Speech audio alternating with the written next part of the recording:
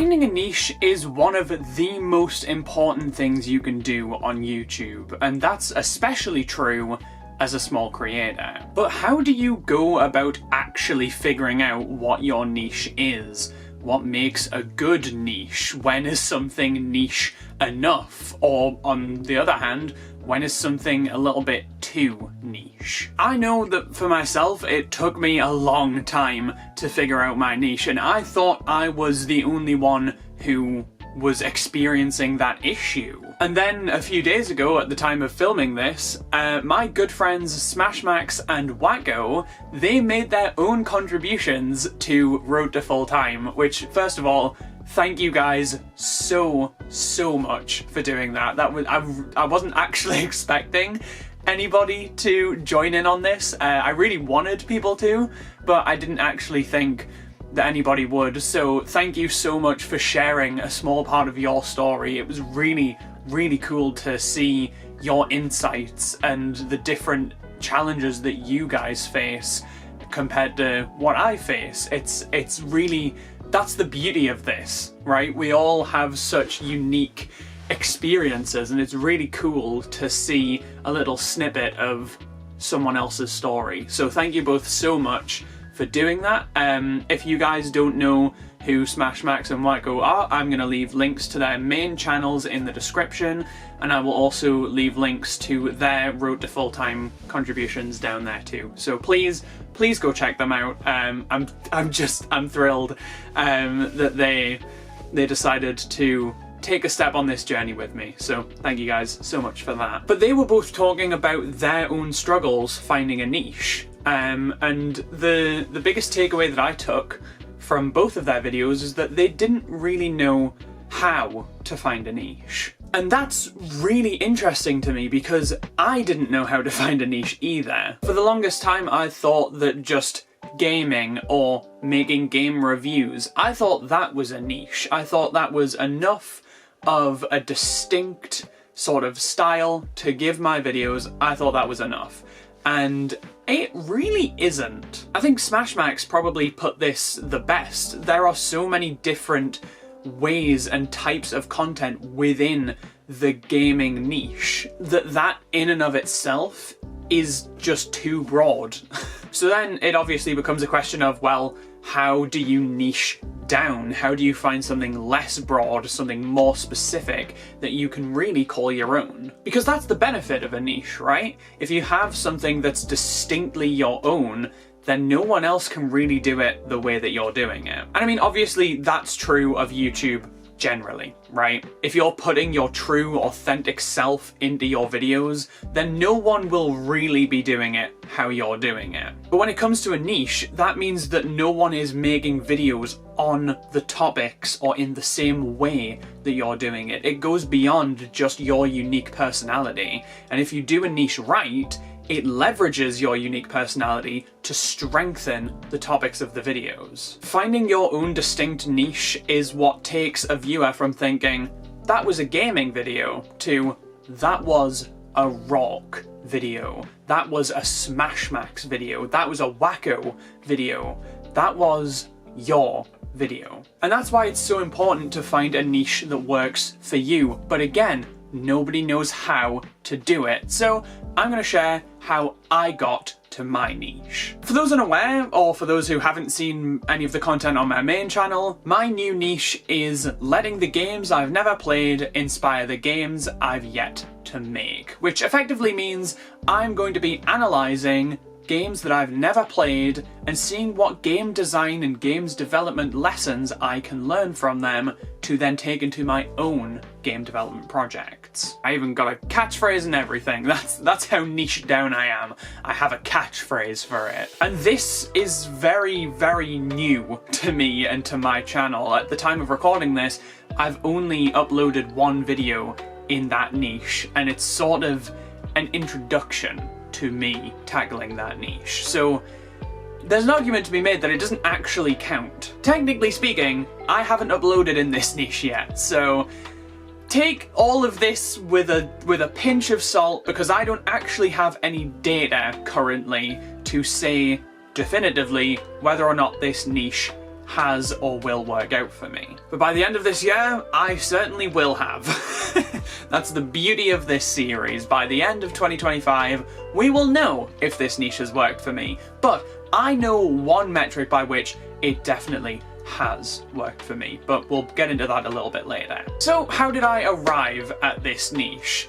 First of all, it was a desire to find a niche. I've talked about this before, I think on this channel even, but by the end of 2023, I was just sick of the content that I was making. It was not authentically my own, and it just was getting repetitive, and it didn't inspire me. It didn't make me feel as good as I would want content creation to make me feel. So in 2024, I experimented. I just threw ideas at the wall, saw what stuck, and there was definitely a theme that emerged in terms of the success of my videos and also which ones I was happiest with. And that theme was video game analysis. I really enjoyed, and turns out was quite good at, looking at the pieces of a game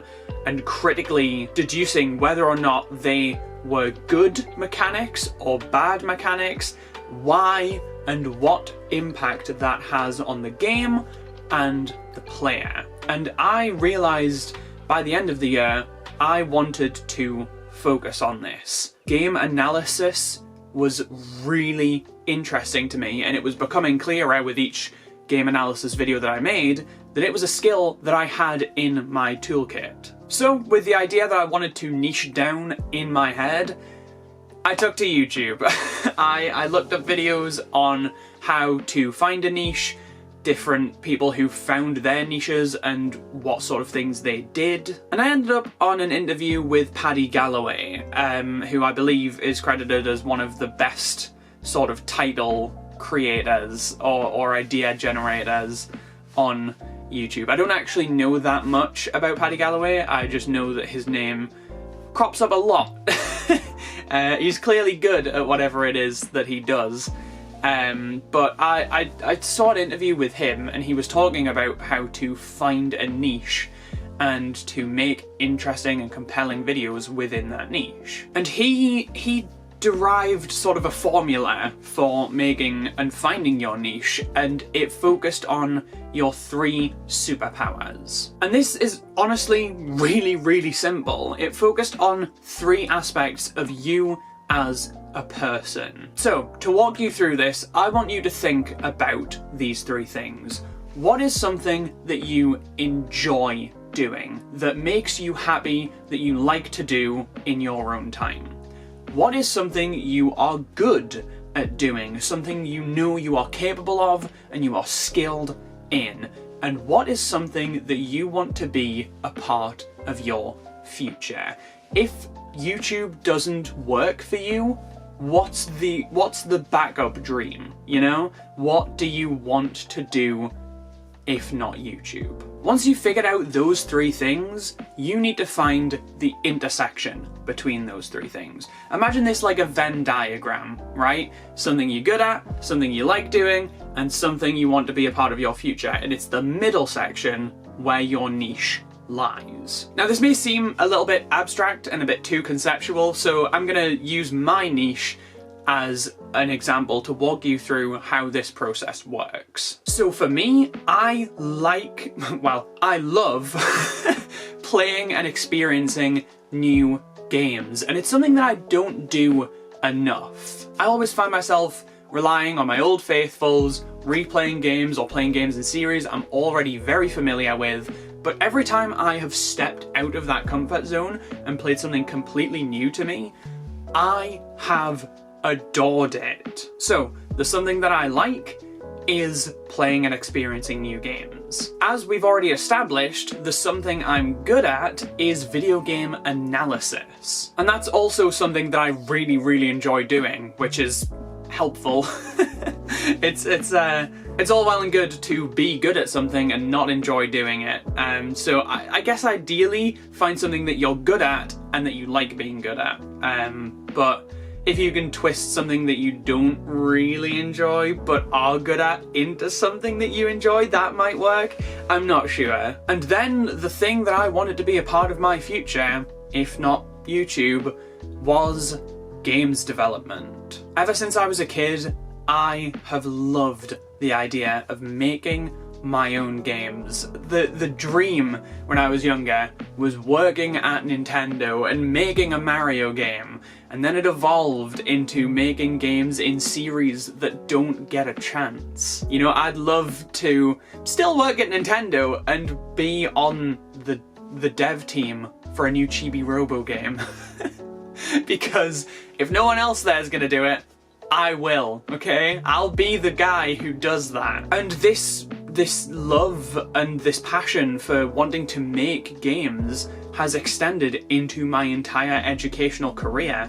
I'm doing computer science largely because I want to make games. I've done modules on making games. I'm going to have a degree in that subject area in a few months, which is horrifying. So, I had my 3 superpowers. I like experiencing and playing new games, I'm good at analysing games, and I want to do game dev. So, within those 3 things, I pinpointed the intersection as analysing games that I'd never played before and seeing what I can learn about game development from those. And thus, we arrived at letting the games I've never played inspire the games I'm yet to make. So how does this niche actually affect my creation process? Is anything actually different now? Am I approaching things in a slightly different way? Absolutely I am. Because before, when I was making a game review, I would just play the game and then I would do a little review on it. I would say, here's what you do in the game, and here's the story, and here's what I did like, here's what I didn't like. And I would maybe sometimes go into the why of why I didn't like it, but I would never go as deep as I intend to with this niche. You know, I plan on getting specific with my critiques or my praise of any of the games that I'm playing. And what I find most compelling about this is that it is giving me an excuse to read papers on game design and the science of making a video game. I have a reason to research topics of my own accord and to figure out why I do or don't like a particular thing. Is there scientifically backed evidence as to why I feel the way I feel? One of the most interesting examples of this to me is I've been working on a video on a particular game. I'm not going to spoil which game, but I didn't really end up enjoying my time with it. And the biggest complaint that I kept coming back to was that it was pretty ugly. Graphically, it was pretty hard on the eyes and the frame rate wasn't great, and I was like, okay, but surely that's not a good enough reason to dislike a game, right? Like, surely there needs to be more to it than that. So then I thought, okay, well, I'm gonna see if there's any papers on this. I'm gonna see if anybody has studied this before and see if I can use that as leverage for my argument. And I found this fascinating study on the effect of graphics on esports. And, you know, the game I'm playing is not an esport, but they found a connection between video game graphics and emotion. If a game doesn't look the way that you would want it to, if it's not visually appealing to you, there is actually, like, data to prove that that is enough to not like a game. And that just blew my mind. And then once I had that research under my belt, I had a narrative structure for the video already in my head. And that is where finding a niche has really already worked for me. Again, I don't have the data to prove that it's gonna make me more successful on YouTube, but finding that niche has made me so much more excited about creating videos. Because now I'm not just playing a game, I'm thinking about my experience as I play, and I'm wondering, why am I feeling these ways? And then I get to go down random little rabbit holes about psychology and the science of making a game and player interaction, and I get to find evidence to back up my point, and then from that I get to write a story. It's not just, this is what happens in the game, it's cool. It is, here is how I felt playing this game, and here's a scientifically backed explanation as to why, and here is what we can learn from this when we're making our own games. Like, just talking about it, it makes me so excited and passionate about the videos in a way I've never felt before. The videos have reason to exist beyond just, I wanted to make them. There's a story to tell, and there's a lesson to teach the audience in that story. And to be quite honest, I wouldn't have that. I would not have that were it not for this niche that I have found. And from what I understand from the research that I've done, nobody's doing it in quite that way. Nobody's doing quite that specific combination. Games they've never played, analysing them, and learning game design lessons from them. And that is the power of a niche, because even if someone is doing something similar, like someone's analysing games to learn game design lessons, is it specifically games that are new to them that they've never played? Do they get to take the viewer through their journey of the first time they played a game, that magical experience of getting to be immersed in a video game for the first time? Do they get to take the viewers on that journey with them? If they're analysing games that they've never played before, are they doing it through the specific lens of games development? And from what I've seen, they just aren't. People aren't doing it in that exact way. And that is the beauty of this. A niche can be similar to something that someone else is doing, but as long as it's specifically about you and what you like and your superpowers, it's distinctly your own. People might make videos in similar ways that I do. I might make videos in similar ways that other people do, that established creators do, that I just don't know of. But those videos are mine, and they are uniquely, distinctly mine. So hopefully that offered some insight into how you could find your niche, access your superpowers, and really get to know what it is you want out of YouTube. I want to tell stories, and I want to learn, and I want to teach you through my learning. I mean, what is Road to Full-Time if not me experimenting and learning about YouTube and the process of becoming a creator, and feeding that back to you and teaching you what to do, what not to do, what did and didn't work for me. I just have a natural curiosity, and I want to learn, and I want to share those findings with anyone who'll listen. So SmashMax, Wacko, if you're watching this, hopefully this has given you some insight, and everyone else watching this, I hope that if you were struggling to find a niche, this has maybe given you a direction to turn your thinking, to start truly getting to understand what unique things you can offer to this space. And if this video did help you find a niche or get you thinking about what you would like your niche to be, please follow in the footsteps of SmashMax and Wacko and let me know. Make a video that is explaining what your new niche is or what you would like your niche to be, because honestly, nothing would make me happier. We're all in this together. And so getting to hear your experiences is truly very insightful to me, and I look forward to watching any videos that you all make on this journey. So thank you very much for watching, and good luck finding your niche. Good luck unlocking your superpowers.